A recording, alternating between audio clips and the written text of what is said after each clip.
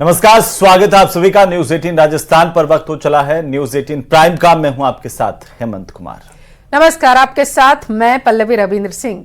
राहुल गांधी के जलेबी वाले बयान पर सियासत हो रही। राहुल गांधी ने हरियाणा में चुनाव प्रचार के दौरान गोहाना की जलेबी का स्वाद का जिक्र किया था और इस दौरान एक सभा में राहुल गांधी ने कहा कि उनकी सरकार आई तो इस जलेबी का स्वाद देश विदेश तक जाएगा और वे चाहेंगे कि फैक्ट्री में ज्यादा से ज्यादा लोग जलेबी बनाएं। बीजेपी नेताओं ने तंज कसते हुए पूछा कि क्या राहुल गांधी नहीं जानते कि जलेबी फैक्ट्री में नहीं बनती है। जो आपकी जलेबी है पूरे हिंदुस्तान में जानी चाहिए और उसके बाद बाकी देशों में, अमेरिका में, जापान में अलग अलग रूप लेते हुए इसको दूसरे देशों में जाना चाहिए। हरियाणा विधानसभा चुनाव के लिए तमाम सियासी दलों ने जहां जोरदार प्रचार किया, वहीं वार पलटवार भी देखने को मिले। हरियाणा विधानसभा चुनाव में अब जलेबी पर सियासत जारी है कि ये जो आपकी जलेबी है पूरे हिंदुस्तान में जानी चाहिए। दरअसल राहुल गांधी जब सोनीपत के गोहाना में प्रचार के लिए पहुंचे थे, वहां जलेबियों के स्वाद ने उन्हें अपना दीवाना बना दिया। राहुल गांधी ने अपनी बहन प्रियंका के लिए भी इसे पैक करवा लिया था। मैंने कहा, प्रियंका, कि मैंने अपनी जिंदगी में सबसे अच्छी जलेबी आज खाई है। मैं तुम्हारे लिए आज शाम एक डब्बा लाने जा रहा हूँ। उन्होंने अपने भाषण में जिक्र किया कि वो चाहते हैं कि ये जलेबी देश विदेश तक पहुँचे और फैक्ट्री में लोग ज्यादा से ज्यादा जलेबी बनाएं। कि ये जो आपकी जलेबी है पूरे हिंदुस्तान में जानी चाहिए और उसके बाद बाकी देशों में, अमेरिका में, जापान में अलग अलग रूप लेते हुए इसको दूसरे देशों में जाना चाहिए। आज इनकी दुकान में कितने लोग काम करते हैं? इनकी दुकान में कितने लोग काम करते हो? मान लो इनकी दुकान में आज 100 लोग काम करते हैं, तो अगर इनकी जलेबी बाकी हिंदुस्तान में जाएगी, बाकी दुनिया में जाएगी, तो शायद उनकी फैक्ट्री में एक दिन 10,000, 20,000, 30,000, 50,000 लोग काम कर सकें। राहुल गांधी के फैक्ट्री में जलेबी बनाने वाले बयान पर बीजेपी ने तंज कसा है। बीजेपी का कहना है कि आलू से सोना निकालने वाले बयान की तरह राहुल गांधी ये नहीं जानते कि जलेबी फैक्ट्री में नहीं बनती और अगर देश विदेश में भेजी जाएगी तो क्या लोग ठंडी जलेबी खाएंगे। तो जी जलेबी है वो फैक्ट्री च नहीं बनती। राहुल जी, जलेबी है जी वो हलवाई दे ते कड़ाही चढ़ती है, ओदे विच जलेबी।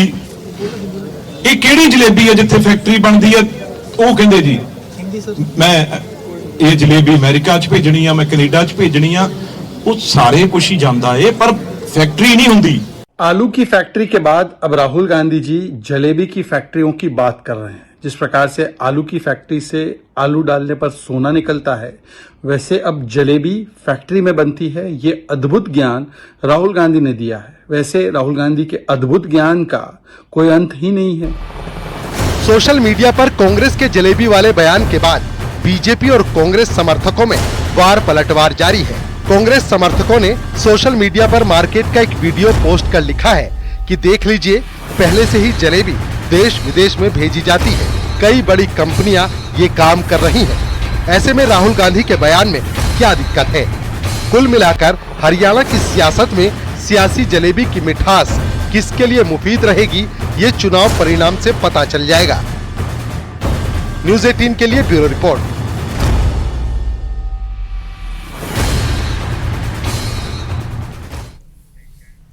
तो वहीं हरियाणा गिरण में बीजेपी और कांग्रेस नेताओं की लगातार एक दूसरे पर सियासी बयानबाजी जारी है। मुख्यमंत्री योगी आदित्यनाथ ने अब बड़ा हमला बोला। नशे के कारोबारियों को आज के महिषासुर और चंडमुंड तक कह दिया है। दरअसल 2 दिन बाद ही हरियाणा में चुनाव होने हैं और ऐसे में सीएम योगी ने कांग्रेस पर जमकर निशाना साधा। दिल्ली में 5,000 करोड़ की ड्रग्स सीज की गई, जिसके मुख्य आरोपी का कांग्रेस कनेक्शन सामने आया है। सियासत गरमाई है, रिपोर्ट देखिए।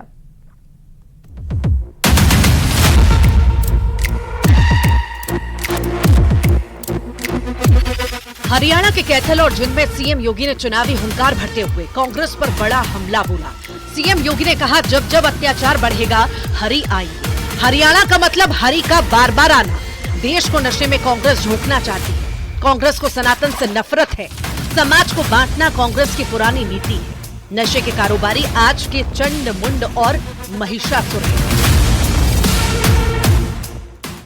और चंड और मुंड के लिए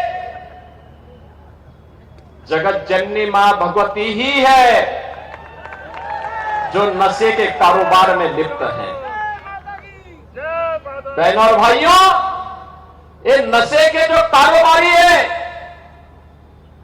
जो देश को निगल जाना चाहते हैं, युवाओं की जवानी को छीन रहे हैं, ये आज के चंड और मुंड है। हरियाणा में विधानसभा चुनाव की वोटिंग से 2 दिन पहले बीजेपी ने कांग्रेस पर बड़ा हमला बोला। दरअसल दिल्ली में 5,000 करोड़ रुपए के इंटरनेशनल ड्रग्स सिंडिकेट का बड़ा खुलासा हुआ। सिंडिकेट के साथ पकड़ा गया मुख्य आरोपी तुषार गोयल यूथ कांग्रेस के आरटीआई सेल का चीफ है। राहुल गांधी ने उसकी नियुक्ति की थी। बीजेपी का आरोप है कि आरोपी तुषार गोयल के हुड्डा परिवार से भी अच्छे संबंध हैं। बीजेपी ने पूछा है कि मोहब्बत की दुकान में नशे का सामान मिल रहा है। इस पर कांग्रेस अब क्या कहेगी? कि इसका जो मुख्य आरोपी है, जो किंगपिन है, जिसका नाम तुषार गोयल है, जिसका डिक्की गोयल के नाम से सोशल मीडिया अकाउंट है, वो इंडियन यूथ कांग्रेस के आरटीआई सेल का चीफ है। बहुत गंभीर बात है। यानी अब यह बात साफ हो रही है कि राहुल गांधी की मोहब्बत की दुकान में अभी तक नफरत के सामान तो दिख रहे थे, अब नशे का सामान भी मिलने लगा है।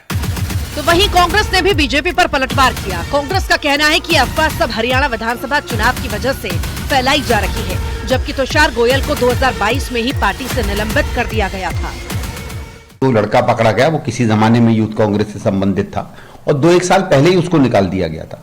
तो ये तो बल्कि एक सराहना वाली बात है कि कोई व्यक्ति जो बाद में किसी क्रिमिनल एक्टिविटी में पाया जाता है उसको पहले ही हमारी पार्टी ने पार्टी से बाहर निकाल दिया था।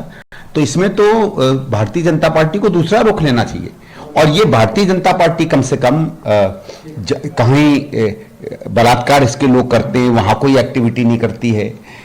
करप्शन के बारे में तो बोलने का अधिकार नहीं है। इसलिए नहीं है कि जितने भी करप्ट लोग हैं वो सब तो मोदी जी के साथ भाजपा के सदस्य बन गए हैं। झारखंड में भी आप मधु कोड़ा का नाम सुने होंगे, मधु कोड़ा भी बीजेपी के साथ खड़े हो गए हैं। ठीक है, जिसके ऊपर तमाम एलिगेशंस और हजारों हजार करोड़ रुपए की उनकी जांच चली, सारी चीजें आई। दिल्ली में पकड़ी गई अब तक की सबसे बड़ी नशे की खेप के मास्टरमाइंड का कांग्रेस से कनेक्शन निकलने पर सियासत जारी है। एक तरफ जहां बीजेपी नेता कांग्रेस से इसका जवाब मांग रहे हैं, तो वहीं कांग्रेस का आरोप है कि बीजेपी के नेता गलत जानकारी देकर कांग्रेस पार्टी और उसके नेताओं की छवि खराब करने की कोशिश कर रहे हैं। न्यूज़ 18 के लिए ब्यूरो रिपोर्ट।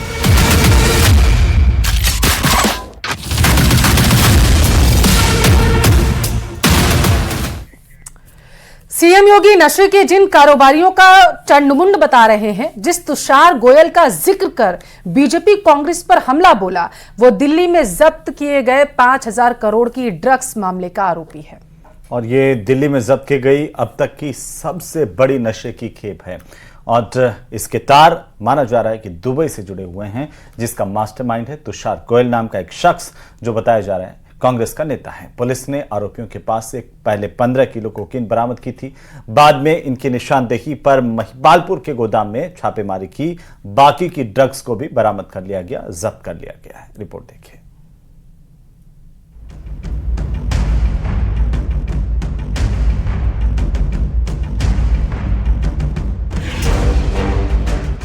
दिल्ली में जब्त 5,000 करोड़ ड्रग्स।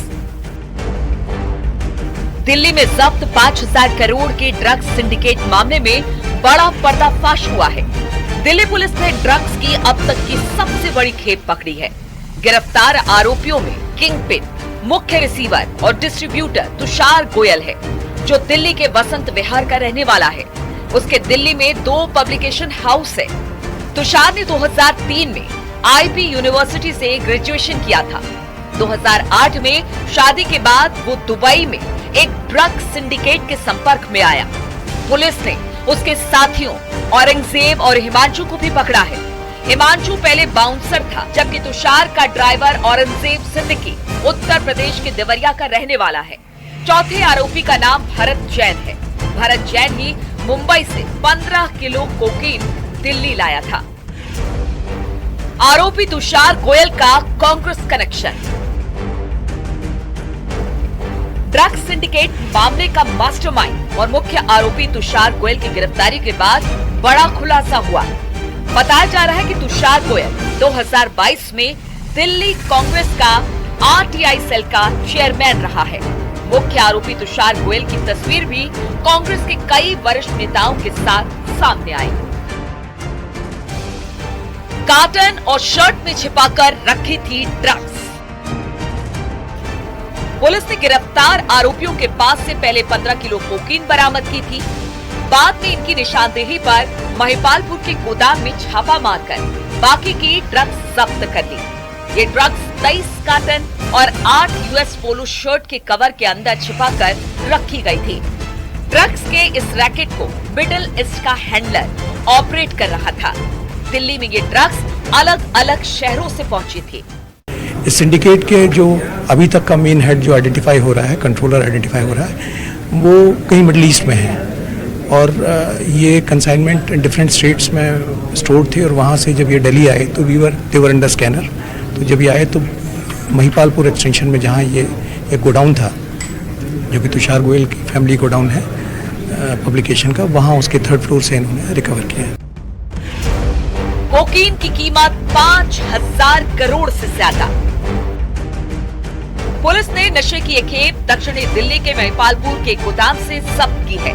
करीब 5000 करोड़ से ज्यादा कीमत की 562 किलो ये कोकीन गोदाम में छिपाकर रखी गई थी। लेकिन इससे पहले कि ये ग्राहकों तक पहुंचती, दिल्ली पुलिस की स्पेशल सेल ने छापा मारकर इसे जब्त कर लिया। साथ ही 40 किलो थाईलैंड की मेरवाना ड्रग्स भी बरामद की है। दिल्ली पुलिस ने ये छापेमारी सेंट्रल एजेंसियों से मिली जानकारी के आधार पर की है। तो कर्नाटक के एक मंत्री ने सावरकर पर ऐसा बयान दिया जिस पर विवाद शुरू हो गया है। कांग्रेस सावरकर पर अक्सर हमलावर रहती है, लेकिन कर्नाटक के मंत्री दिनेश गुंडू राव का यह बयान चर्चा में है। सावरकर को जिन्ना से ज्यादा कट्टरपंथी उन्होंने बताया। इतना ही नहीं, यह भी कहा है कि सावरकर बीफ खाते थे। मंत्री के बयान पर विवाद है। सावरकर के पोते मानहानि का मुकदमा दर्ज कराने की बात कर रहे हैं तो बीजेपी ने भी निशाना साधा है।